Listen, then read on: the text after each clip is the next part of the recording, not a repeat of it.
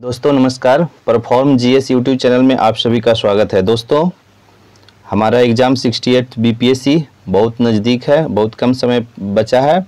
चलिए इस वीडियो के माध्यम से हम आपको इकोनॉमिक सेक्शन को तेज़ी से रिवीजन करवाते हैं। ठीक है दोस्तों, चलिए स्टार्ट करते हैं।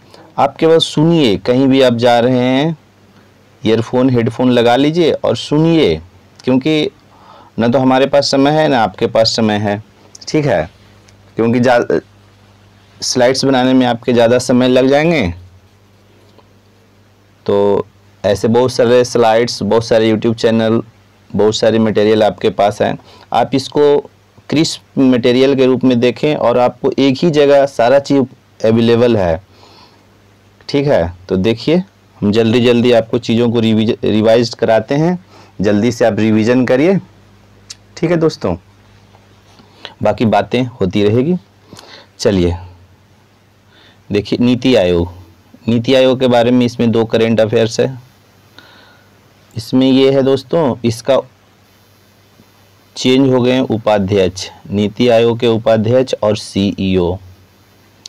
ठीक है, तो नीति आयोग के उपाध्यक्ष हैं डॉक्टर सुमन बेरी। 1 मई 2022 से इन्होंने अपना कार्यकाल शुरू किया है।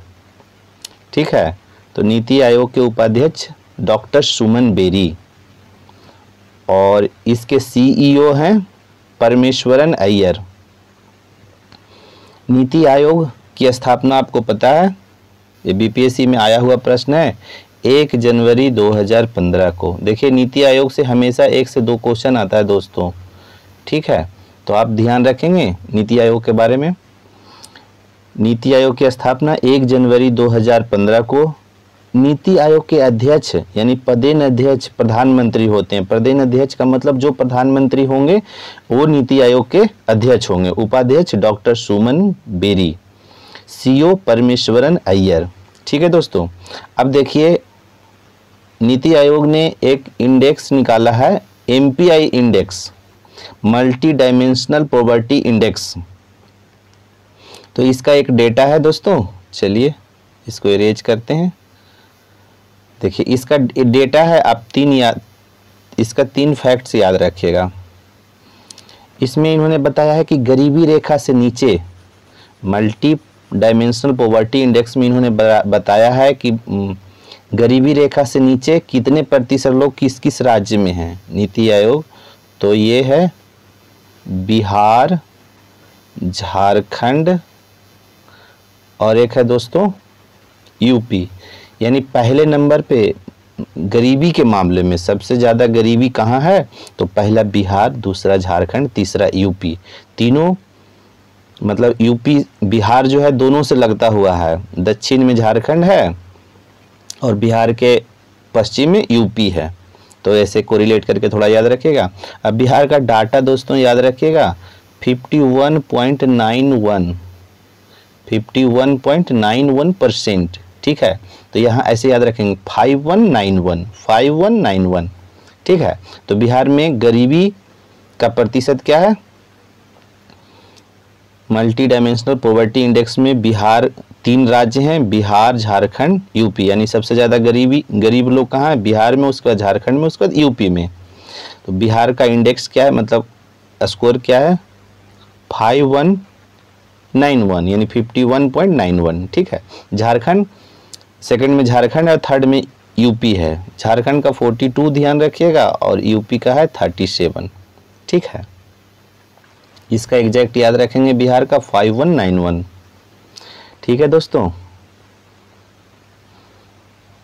आगे देखिए, बिहार में जो है जोत का जो आकार है, कृषि जोत का, ठीक है, उसके आधार पे भी बीपीएससी में लगातार प्रश्न पूछता रहा है। तो इसमें हम एक चीज देखेंगे कि सीमांत कृषि क्या है। सीमांत कृषक हैं, यानी सीमांत जोत जो है, सीमांत कृषक होते हैं, इसको जोतने वाले सीमांत कृषि भूमि जोत। ठीक है, तो सीमांत कृषक, सीमांत कृषि भूमि जोत, इसको याद रखिएगा, हमेशा ये आता है।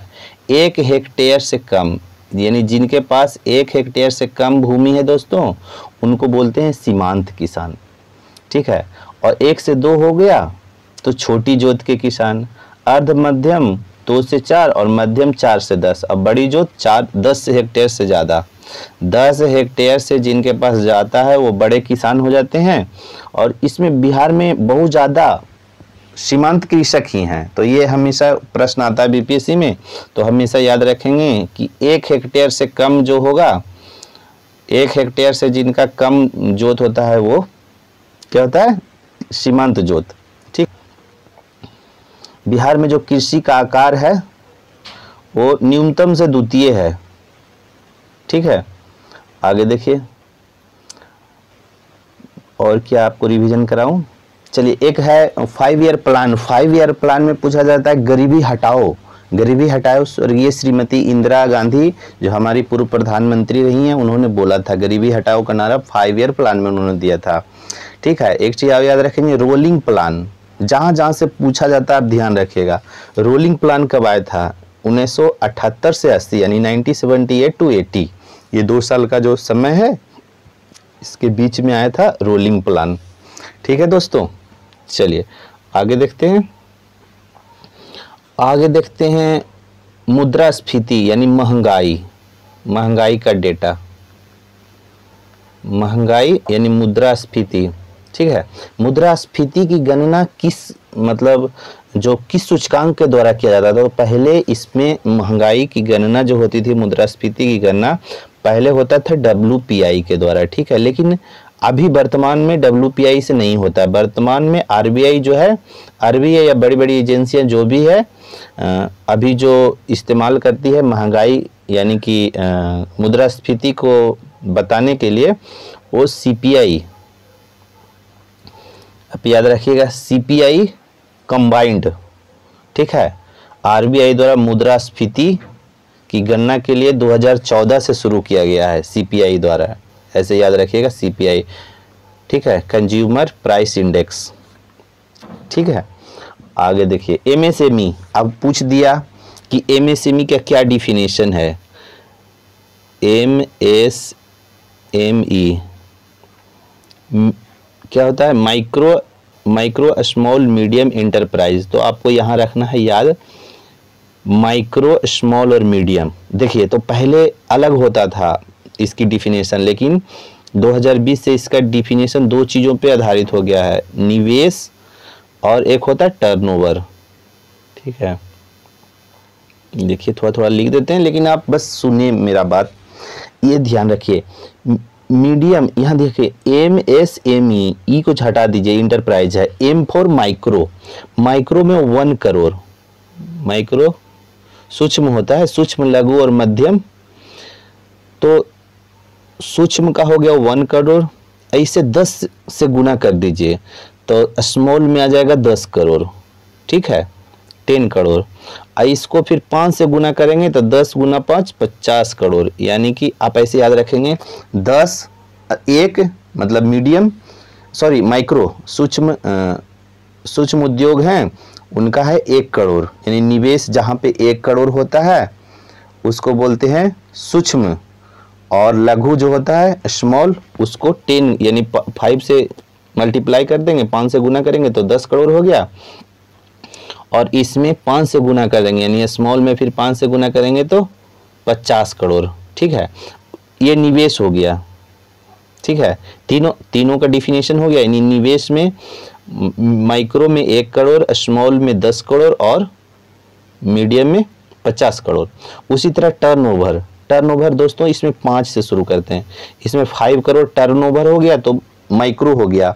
इसमें 10 से गुना करेंगे यानी कि 50, 5 दहें 50 करोड़ हो गया। तो ये हो गया क्या चीज़ दोस्तों, 50 करोड़ हो गया। तो ये हो गया आपका स्मॉल। और इसमें 50 में 5 से गुना करें तो 5 5 जा 25 यानी कि 250 करोड़, 25 250 करोड़ हो गया टर्नओवर किसका, मीडियम का। ठीक है, तो इस तरह से याद रखेंगे दोस्तों। और देखिए देख लेता हूँ और क्या चीज़ आपको बताया जाए। हाँ, IIP जो होता है औद्योगिक उत्पादन सूचकांक, ठीक है, ये NSO द्वारा जारी किया जाता है। यहाँ ध्यान रखिएगा, IIP औद्योगिक उत्पादन सूचकांक, ठीक है, इसमें 8 प्रमुख उद्योग होते हैं, एनएसओ द्वारा जारी किया जाता है और आधार वर्ष 2011-12 है। ठीक है, चलिए होलसेल प्राइस इंडेक्स आधार वर्ष इसके 11-12 है। ठीक है, इसे जारी कौन करता है? वाणिज्य और उद्योग मंत्रालय के आर्थिक सलाहकार के कार्यालय द्वारा इसे जारी किया जाता है। ठीक है, चलिए और आपको क्या अपडेट किया जाए। देखिए 15वें वित्त आयोग 15th दोस्तों 15th finance commission. Finance commission का वर्णन कहाँ पे है? आर्टिकल 280 में, याद रखेंगे इसको, ये पूछा गया है बीपीएससी में। ठीक है, अब 15वां वित्त आयोग है, इसके चेयरमैन कौन है? तो एनके सिंह। ठीक है, एनके सिंह इसके चेयरमैन है। इनका जो 15th कमीशन है, 15th फाइनेंस कमीशन, इसका गठन राष्ट्रपति के द्वारा नवंबर 2017 में किया गया था। ये सिफारिश पहले था कि ये सिफारिश देंगे 2020 से लेकर 25 तक। ठीक है, लेकिन अब इन्हें बढ़ा दिया गया है, अब 2021 से 2026 के बीच में ये इनकी सिफारिशों को लागू किया जाएगा। ठीक है, इससे एक चीज विशेष जो पूछा जाता है, इसमें पूछा जाता है कि राज्यों की हिस्सेदारी कितना है, तो 41%। फाइनेंस कमीशन में राज्यों की हिस्सेदारी कितना है? 41%। और 14वां फाइनेंस कमीशन इसमें 42% था। ठीक है, लेकिन अब ये बताइए, ये 42% था, ये पहले, अब है 41%, लेकिन फिर भी दोनों बराबर है। क्यों? क्योंकि जम्मू कश्मीर राज्य का दर्जा खत्म कर दिया गया है और जम्मू कश्मीर और लद्दाख यूनियन टेरिटरी बना गया, तो उनके लिए भी इसी से वित्त व्यवस्था की गई है। ठीक है, तो 41% याद रखेंगे। अलग अलग मद में थोड़ा सा ध्यान रखेंगे, थोड़ा जल्दी रिकैप कर लेते हैं। राजस्व की हिस्सेदारी मतलब किस किस क्षेत्र में कहाँ कहाँ जो दिया जाएगा राज्यों को, किस किस क्षेत्र में कितना वेटेज है, वेटेज हम देख लेते हैं।